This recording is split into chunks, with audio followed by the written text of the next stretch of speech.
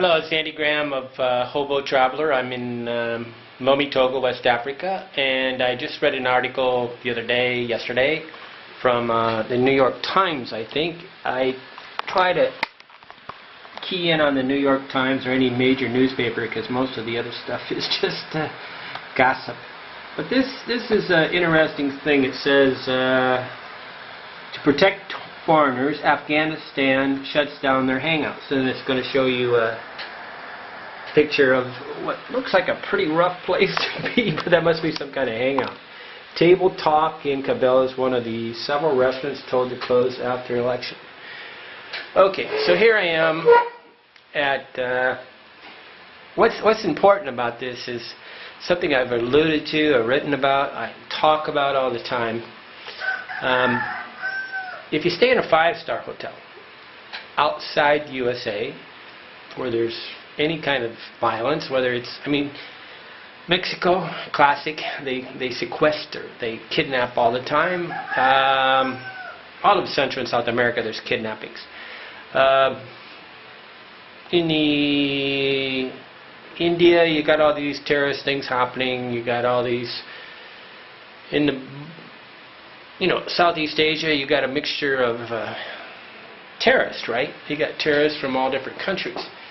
So Afghanistan doesn't mean anything to me here other than the fact that they're having an election here.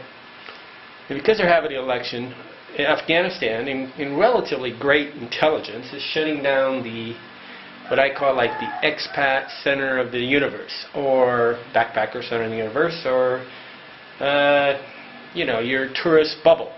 There's tourist bubbles. When Bali got attacked, Bali had that bomb that blew up, 200 or 300 people, I think.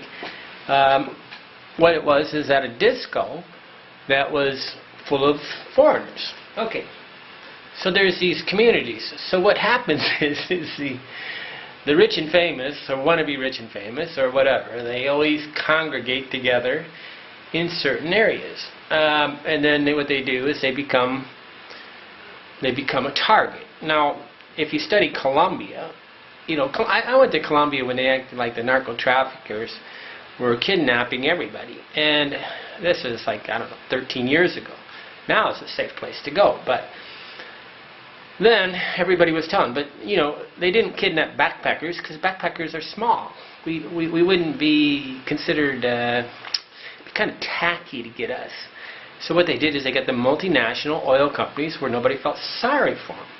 So what happens is, what I'm trying to explain to you is that this is just a very classic example. So Afghanistan, in Kabul, and a guy named Rod Norland on April 1st, 2014, he must be having an election. So what Afghanistan and their intelligence, he wrote the article, the New York Times guy, I think, wouldn't pick up on it unless you... I have these things trying to find out where... I have Google alerts where it shows me where foreigners killed, Americans killed, Germans killed, and when I get an email in my box saying somebody got killed, when these two words match. It doesn't work very good because Google Alerts is gaming us. But it does work a little bit. So to protect foreigners, Afghanistan is having an election, and they're shutting down your local watering holes, the bars where all these people go, and very intelligent, because what you've got is a group of people that are targets. Now the problem with these people is they think it's always somebody else. They don't see that they're part of a stereotype, a cliche, a group of people that are hanging around together that are definable. So when you're staying in a 5-star hotel, what you do is you become from a Muslim point of view, you become the infidel that spends their money doing debauchery, and you're basically the cliche, the stereotype. You're not being protected, you're actually becoming the target. So in Indonesia, they go into a lot of the 5-star hotels and beheaded these guys, right? So what I'm trying to tell you is, here's just a specific, this is a very dangerous place, right? But it just works its way down. Anytime you're in a 5-star hotel, 4-star hotel, what are you? You're the target for everything. You're the target where all the Klingons come and all the crooks come, and they all work you because you're the fear-based people. Okay, so basically, if you want to stay safe, you have to go into the 3-star hotels and the lower levels and sort of not flaunt your money, okay? Because flaunting your money makes people angry. If a rich man a millionaire walked into a bar, your local watering hole, yuppie hole, in America, and said, "Hey, I'm $1 million, I'm a millionaire, I can buy you," you'd hate him, and there'd be 5 people just basically copying an attitude. And you don't realize that's what you do when you go to another country and flaunt your money. You're thinking you're protecting yourself, but you're really basically making all the locals feel less than. Now, some of them look up to you because they're looking for a movie star. But there's a 1 in 500 or 1 in 300 that's really copying an attitude when you have an ostentatious usage of money, like pulling out your billfold and showing enough money that they earn in a year is not a good way to make friends. It's a good way to get a girlfriend, but it's a horrible way to make friends because you basically just separated yourself. This article shows Afghanistan. Very good article, but it applies anytime you leave the United States. But truthfully, you don't want to go into the United States and walk into some little bar in southern United States and start telling everybody that you're a bigwig and that they should listen to you because you're intelligent or something. They might whack you. They might take you outside and teach you that good old boys are not going to put up with this stuff. You see movies all the time explaining this. Movies explaining this.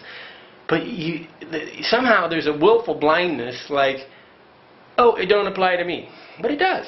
And when you guys are walking around with your billfold hanging out, your big camera, and you get robbed, I'm appreciative because you're the target and I'm a less of a target. Now, think about it, guys. Come on. This is a good lesson. Thank you, Rod Norland. These are those articles that I really have trouble picking up on because the internet's so trendy. They only push the really stupid stuff. You have to really dig to find this kind of stuff. And I have to have a complete search on all the time. It's not like I can just sit there and read. I mean, but reading the New York Times, I can skim through the pages really quick and pick up on these articles, or USA Today, but I don't have that. So the USA Today here or the New York Times, they just show you the headlines. I don't get the secondary articles that easy. It's not that I can't do it. I need to browse, and I can't browse the internet. It takes up a lot of time. So I have to put up these Google alerts that find these things. If you really want something interesting, do American killed Google alert, and it'll show you where Americans killed, because when you say Americans, you don't say that in America, but they say it when American killed in Nigeria or something like that. And it pulls up some real interesting places. And a lot of people get killed in mountain accidents. It's really weird. But they may not call it big news when they just get, whacked because they were in Thailand and their girlfriend killed them. Who knows? But there's all sorts of reasons. Bye-bye. Andy Graham, Lomé, Togo, West Africa, April 2014.